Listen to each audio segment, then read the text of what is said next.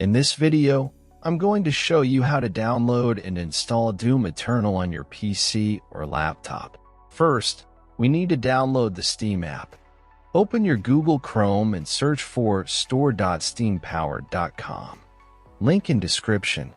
Click on the Install Steam button on this page. Once you've done that, at the top right corner of your screen, click on the .exe file and open it. Complete the installation, and once finished, open your Steam app. Now, go to Store and click on the search box at the top right-hand corner. Search for Doom Eternal to download the game.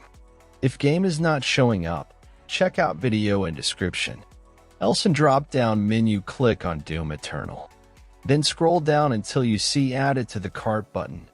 Click on it. Now click on Purchase for myself. Set up your payment method, and you're good to go. After completing the purchase, go to your library. You can use the search box to find game you just bought or navigate directly to the games category. Next step I will show on Game I Own.